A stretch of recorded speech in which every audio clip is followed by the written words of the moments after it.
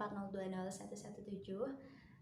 Kali ini kita akan menyinggung Quran Surah At-Taubah ayat 60 dan ayat 103 tentang sedekah. Awalan, sanaqra hadhihi al-ayah. A'udzu billahi minasy syaithanir rajim. إنما الصدقات للفقراء والمساكين والعاملين عليها والمؤلفة قلوبهم وفي الرقاب والغارمين وفي سبيل الله وابن السبيل فريضة من الله والله عليم حكيم. أعوذ بالله من الشيطان الرجيم. خذ من أموالهم صدقة تطهرهم وتزكيهم بها وصل عليهم إن صلاتك سكن لهم والله سميع عليم. صدق الله العظيم. A'udzubillahi minasyaitonirrajim. Aku berlindung kepada Allah dari godaan syaitan yang ar-rajim, yang terkutuk. Bismillahirrahmanirrahim. Dengan nama Allah yang Maha Pengasih, Maha Penyayang. Al-Quran Surah At-Taubah ayat 60. Innamas shadaqatu lil fuqara. Innama, sungguh hanyalah as-shadaqatu, zakat, lil fuqara'i, li bagi, fuqara'i orang-orang fakir, wal masakini, wa dan masakin orang-orang miskin, wal amilina 'alaiha, wa dan amilina para pengurus, 'alaiha atasnya, 'alaiha atas zakat, wal mu'allafati qulubuhum, wal mu'allafah dan mu'allafah orang-orang yang dilunakkan, qulubuhum hatinya, hati mereka, wal mu'allafati qulubuhum dan orang-orang yang dilunakkan hati mereka, wa fir riqabi wal gharimin, wa dan fir riqab dalam memerdekakan budak, wa fir riqabi wal gharimina dan orang-orang yang berhutang, wa fi sabilillahi wa banis sabil, wa fi sabilillah dan dalam perjalanan Allah, wa fi sabilillah dan di jalan Allah, wa banis sabil dan orang yang dalam perjalanan. Innama sadaqatu lil fuqara'i wal masakini wal 'amilina 'alaiha wal mu'allafati qulubuhum wa fir riqabi wal gharimina wa fi sabilillahi wa banis sabil. Sungguh hanyalah zakat itu diperuntukkan untuk orang-orang fakir, untuk orang-orang miskin, para pengurus zakat, orang yang hatinya dilunakkan, wa fir riqab dalam memerdekakan budak, orang yang berhutang, wa fi sabilillah di jalan Allah, wa banis sabil dan orang yang sedang dalam perjalanan. Fariidatan minallah wallahu alimun hakim. Fariidatan sebagai suatu ketetapan, fariidatan ketetapan, minallah min daripada Allah, ketetapan dari Allah, wallahu alimun hakim. Wallahu dan Allah, alimun maha mengetahui, hakimun lagi maha bijaksana. Al-Quran Surah At-Taubah ayat 130. A'udzu billahi minasy syaithanir rajim. Khudz min amwalihim shadaqatan tutahhiruhum wa tuzakkihim biha. Khudz min amwalihim, khudz ambillah, min amwalihim dari harta mereka, khudz min amwalihim shadaqatan tutahhiruhum wa tuzakkihim, ambillah dari harta mereka sedekah, sedekah atau zakat, Shadaqatan tutahhiruhum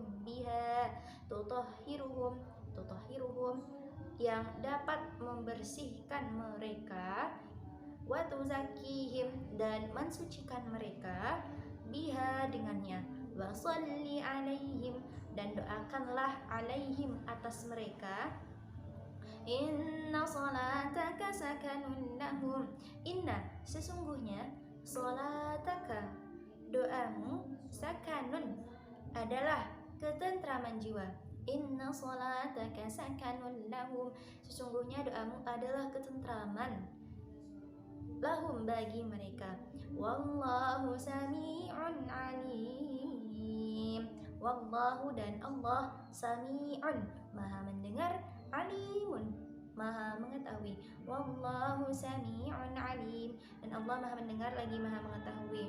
Khuz min amwalihim shadaqatun tutahhiruhum wa tuzakkihim biha, ambillah dari harta mereka zakat yang dapat membersihkan mereka, wa tuzakihim dan dapat mensucikan mereka dengannya, wassalli alaihim dan berdoalah terhadap mereka, inna salataka sakanun lahum sesungguhnya doamu itu sebagai tenteraman jiwa bagi mereka, wallahu sami'un alim Allah maha mendengar maha mengetahui. Bismillahirrahmanirrahim. Ayyuhal ikhwan wal akhwat, faqad haya nabahas an asbabin nuzul fi hadhil ayah, yakni ayat 60 Quran surah At-Taubah. Sebab turunnya ayat 60 surat At-Taubah. Dalam Al-Quran surat At-Taubah ayat 58, Allah Subhanahu wa Ta'ala menjelaskan sifat orang-orang munafik yang menganggap diri mereka berhak menerima zakat, padahal sebenarnya mereka sama sekali tidak berhak menerima zakat. Mereka mencela Rasulullah Shallallahu Alaihi Wasallam tentang pembagian zakat dengan mengatakan bahwa Nabi tidak adil. Orang munafik yang mendatangi Nabi Shallallahu Alaihi Wasallam tersebut bernama Zulkhuwaisirah, lelaki pemrotes Nabi yang kelak menjadi cikal bakal Khawarij ini. Ia mengatakan kepada Nabi Shallallahu Alaihi Wasallam, ia bilang, wahai Rasulullah, hendaklah engkau berlaku adil. Lalu Rasulullah menjawab, celakalah dirimu. Siapa orang yang bisa berbuat adil kalau diriku saja tidak berlaku adil? Kisah ini yang menjadi asbabun nuzul surah At-Taubah ayat 58. Lalu di Al-Quran surah At-Taubah ayat 60 turun sebagai pembenaran atas sikap Nabi, dan Allah Subhanahu wa Ta'ala menjelaskan bahwa Allah lah yang mengatur pembagian zakat tersebut dan tidak mewakilkan hak pembagian itu kepada selainnya. Nah, jadi di sini tidak ada berhak atau pembagian zakat di sini bukan dibagi oleh Nabi, bukan dibagi oleh khalifah atau lainnya, tapi di sini memang sudah faridatan minallah, ketetapan dari Allah. Makanya di penghujung ayat dijelaskan setelah orang-orang siapa saja yang berhak, golongan siapa saja yang berhak menerima zakat, Allah wahyukan faridatan minallah, ketetapan dari Allah. Nah, jadi pembagian ini memang sudah ketetapan Allah. Tidak ada campur tangan Rasulullah SAW. Allah membaginya hanya untuk mereka yang disebutkan. Nah, jadi di Al-Quran surah At-Taubah ayat 60 disebutkan bahwa innamas shadaqatu lil fuqara, ada 8 macam golongan yang berhak menerima zakat. Yang pertama lil fuqara'i, bagi orang-orang fakir. Yang kedua wal masakini, bagi orang-orang miskin. Yang ketiga wal amilina 'alaiha, itu amil zakat atau para pengurus yang mengenai zakat tersebut. Yang keempat wal mu'allafati qulubuhum, itu orang yang dilunakkan hatinya. Maksud dari wal mu'allafati qulubuhum di sini siapa? Yaitu mu'allaf, orang yang dilunakkan hatinya bisa memeluk kembali pada agama Islam. Yang kelima wafir riqab, itu untuk membebaskan atau memerdekakan hamba sahaya. Yang keenam wal gharimina, untuk membebaskan orang-orang yang berhutang. Wal gharim, ini gharim adalah orang-orang yang berhutang. Yang ketujuh wa fi sabilillah, zakat ditujukan untuk yang berada di jalan Allah. Lalu yang terakhir, yang kedelapan, zakat untuk ibnis sabil, yaitu yang sedang di dalam perjalanan Allah Subhanahu wa Ta'ala. Ayohal ikhwan wal akhwat, jadi di awal ayat, di penggalan ayat surah At-Taubah ayat 60 ini dijelaskan innamas shadaqah. Jadi innamas shadaqah ini adalah maksud dari ayat ini yaitu zakat yang wajib. Berbeda dengan sedekah mustahabah atau sedekah infak dan lainnya yang bebas diberikan kepada semua orang tanpa ada pengkhususan. Makanya di sini memakai kalimat sedekah. Jadi dijelaskan, ditafsirkan bahwa sedekah adalah zakat yang wajib diberikan kepada golongan orang-orang yang wajib juga diberikan. Maka dapat kita pahami kalau arti sedekah dalam ayat itu bermakna zakat, dan memang demikian penjelasan para ahli tafsir ketika menafsirkan kata sedekah di penggalan ayat 60 Quran surah At-Taubah ini. Sedikit kita menyinggung tentang zakat. Zakat nanti juga dijelaskan di Al-Quran surah At-Taubah ayat 103 bahwa zakat ini zakat memiliki beberapa arti, seperti an-nama yang artinya tumbuh dan berkembang. Artinya bahwa harta yang dikeluarkan untuk zakat tidak berkurang, justru malah tumbuh berkembang dan semakin banyak. Yang kedua, zakat berarti taharah yang artinya suci atau mensucikan. Artinya dalam artian bahwa harta yang dikeluarkan untuk zakat akan menjadi bersih dan membersihkan jiwa yang memiliki dari hasad dan dengki. Lalu zakat juga berarti as-shalah yang artinya baik. Harta yang dikeluarkan untuk zakat akan menjadi baik. Sekiranya sedikit itu kita membahas sedikit tentang definisi zakat. 8 golongan kategori yang menerima zakat ini. Yang pertama, lil fuqara, orang-orang fakir, yaitu orang yang mempunyai harta dan mata pencaharian yang tidak mencukupi dan tidak meminta-minta. Itu menurut Imam Syafi'i. Yang kedua, masakin, orang miskin. Orang miskin yaitu orang yang mempunyai harta atau mata pencaharian tetapi tidak mencukupi kebutuhannya. Kalau dalam istilah bahasa Indonesia itu besar pasak daripada tiang, lebih besar pengeluarannya daripada pemasukannya, sehingga meminta-minta, merendahkan diri. Demikian menurut Imam Syafi'i. Namun menurut Imam Abu Hanifah, miskin ialah apa yang dikatakan fakir menurut pengertian Imam Syafi'i. Nah, jadi pengertian fakir yang menurut Imam Syafi'i itu adalah pengertian miskin menurut Imam Abu Hanifah, yaitu jadi menurut Imam Abu Hanifah miskin adalah orang-orang yang punya harta, punya mata pencarian namun tidak mencukupi. Lalu ketiga, ada wal amilina 'alaiha, orang-orang yang menjadi amil zakat, yaitu orang yang ditugaskan mengumpulkan, mengurus dan menyimpan harta zakat. Baik mereka yang bertugas mengumpulkan atau menyimpan harta zakat sebagai bendahara maupun selaku pengatur administrasi pembukuan, baik mengenai penerimaan maupun pembagian atau penyaluran. Golongan amil ini menerima pembagian zakat sebagai imbalan pekerjaan mereka. Nah, jadi pengurus-pengurus zakat di sini mereka berhak menerima zakat lantaran sebagai sedikit upah atau ganjaran balasan karena mereka sudah mengurus dan mengadministrasikan zakat-zakat itu tersebut. Lalu ada disebutkan dalam sebuah riwayat, Ibnu As-Sadi Al-Maliki berkata, Umar mengangkat aku selaku petugas pengumpulan zakat. Jadi saat itu Khalifah Umar bin Khattab mengangkat Ibnu Sadi Al-Maliki sebagai petugas zakat. Lalu setelah selesai, aku serahkan kepadanya zakat terkumpul, ia memerintah. Lalu saat selesai, Ibnu Sadi tersebut, kan dia tadi posisinya sebagai amil atau orang-orang yang menjadi pengurus zakat. Setelah dia selesai mengumpulkan zakat, lalu ia kasih kepada Khalifah Umar bin Khattab.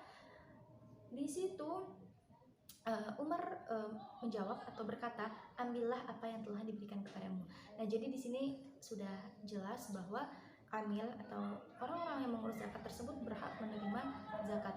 Yang keempat ada wal mu'allafati qulubuhum atau mu'allaf, yaitu orang yang perlu dihibur hatinya agar masuk Islam dengan mantap, atau orang-orang yang dikhawatirkan memusuhi dan mengganggu kaum muslimin, atau orang yang diharapkan memberi bantuan kepada kaum muslimin. Lalu jadi di sini mu'allaf juga banyak syarahannya menurut ahli tafsir. Kita skip saja. Yang kelima ada wafir riqab, orang yang dalam membebaskan budak dengan cara yang bijaksana. Jadi dengan ini zakat bisa diberikan untuk membebaskan budak. Karena sini sudah jelas banget ya bahwa Islam itu memberantas perbudakan, sangat bijaksana dalam memberantas perbudakan dengan memberikan harta zakat kepada wafir riqab untuk dalam rangka membebaskan budak. Jadi dalam rangka membebaskan budak supaya semua hamba jadi merdeka, nggak ada lagi hamba sahaya, Islam memberikan zakat kepada untuk memerdekakan budak tersebut. Lalu yang keenam ada gharimin, orang-orang yang berhutang. Golongan ini ada 2 tingkatan. Yang pertama, orang yang berhutang untuk memenuhi kebutuhan sehari-hari pada jalan yang bukan maksiat. Yang kedua, golongan orang yang berhutang untuk kepentingan umum. Mereka ini berhak menerima zakat meskipun mereka orang-orang mampu. Orang yang berhutang, tapi dia berhutang karena kepentingan umum, maka dia berhak menerima zakat. Walaupun sebenarnya dia itu adalah seorang yang mampu. Ketujuh, sabilillah. Perkataan sabilillah punya 2 arti. Yang pertama, arti khusus, yaitu orang-orang yang secara sukarela menjadi tentara melakukan jihad membela agama Allah terhadap orang-orang kafir yang mengganggu keamanan kaum muslim. Yang kedua, arti sabilillah adalah segala perbuatan yang bersifat kemasyarakatan yang ditujukan untuk mendapatkan keridhaan Allah, seperti pengadaan fasilitas umum, beasiswa untuk pendidikan, dan untuk dakwah. Dan yang terakhir ada ibnu sabil, yaitu orang yang sedang musafir yang dalam perjalanan yang melakukan pertolongan meskipun ia mempunyai kekayaan di negerinya. Tapi jika posisinya dia berstatus sebagai seorang musafir, maka di sini dia berhak menerima zakat. Lalu di penghujung ayat Allah Subhanahu wa taala menjelaskan faridatan minallah wallahu aliman hakim. Faridatan, ini semua 8 golongan tersebut memang sudah ketetapan dan ketentuan Allah. Sebagaimana sebelumnya diterangkan bahwa tidak ada campur tangan dari Rasulullah maupun siapapun. Ini memang faridatan minallah, ketetapan dari Allah Subhanahu wa taala. Allah Maha Alim, Maha mengetahui lagi Maha bijaksana.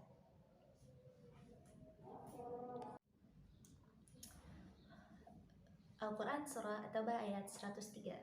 Ayyuhal ikhwan wal akhwat, perlu kita kembali mengingat bahwa di dalam ulumul Quran kita tuh membahas ada asbabun nuzul, nasikh wa mansukh, lalu ada pentakwilan dan lain-lain. Jadi di Al-Quran Surah At-Taubah ayat 103 ini bersangkut paut dengan ayat sebelumnya, yaitu ayat 102. Di ayat 102 dijelaskan bahwa tentang sekelompok orang-orang yang mengakui perbuatan dosanya di sini. Perbuatan dosa mereka karena saking cintanya mereka terhadap harta.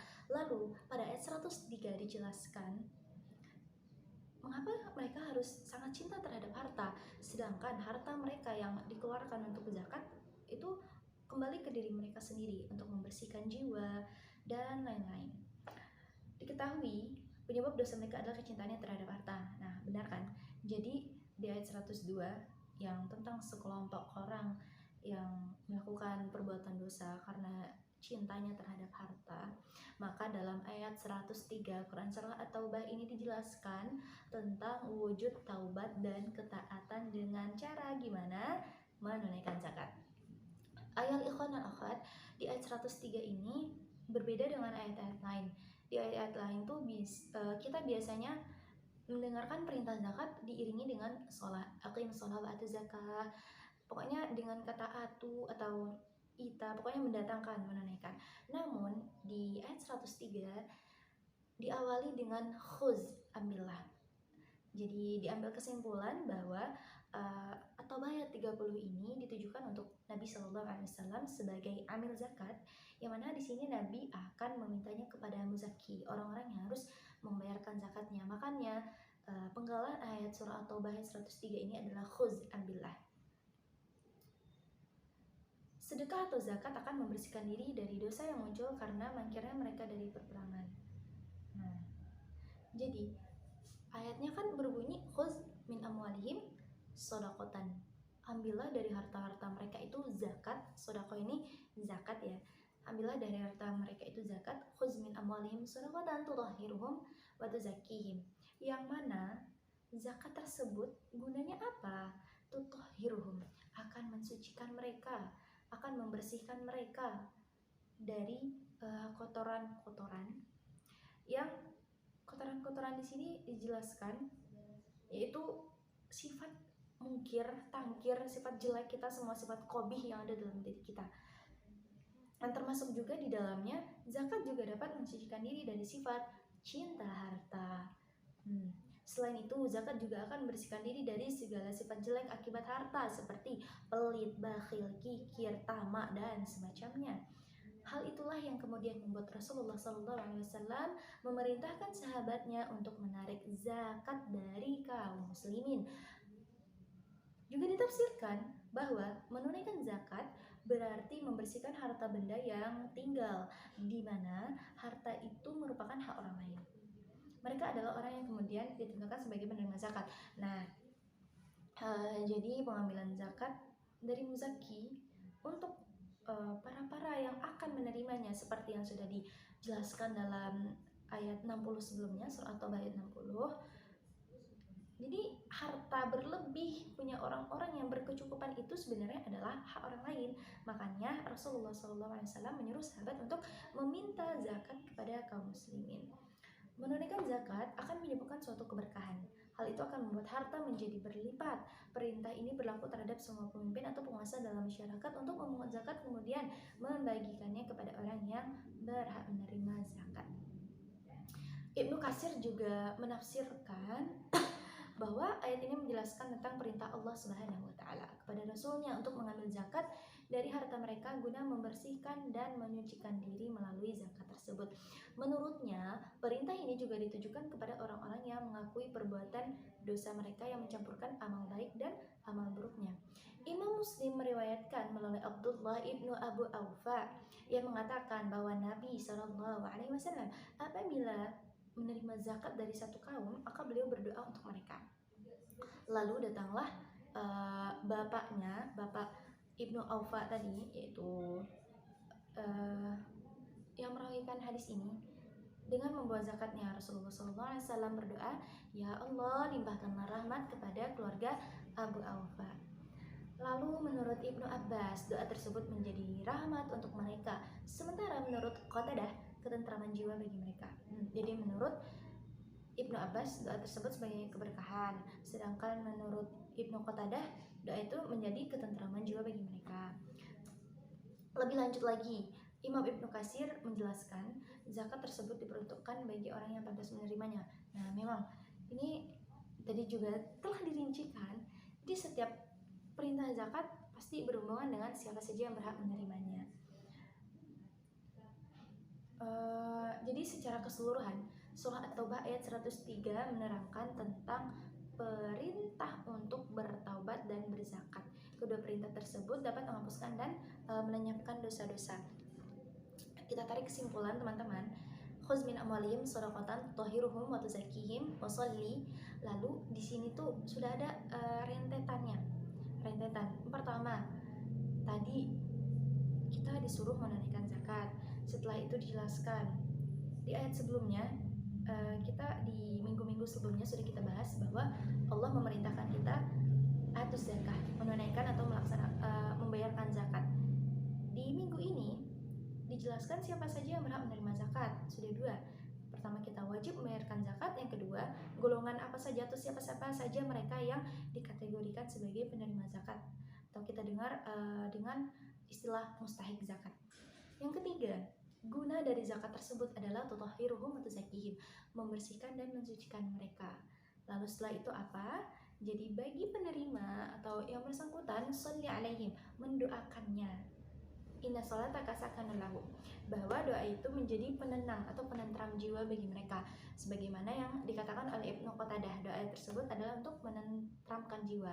Namun menurut Imam Abu Hanifah, doa tersebut adalah untuk sebagai suatu keberkahan. Wallahu sami'un alim. Allah Maha mendengar lagi Maha mengetahui. Baik, intahaitu fi hadzal ba's surah Taubah ayat 60 dan 103. Afwan ala jami'i khata'i wa syukran ala ihtimamikum. Ana salsabila firdaus. Wallahu a'lam bissawab wa ilaihi marji'ul ma'ab. Assalamualaikum warahmatullahi wabarakatuh.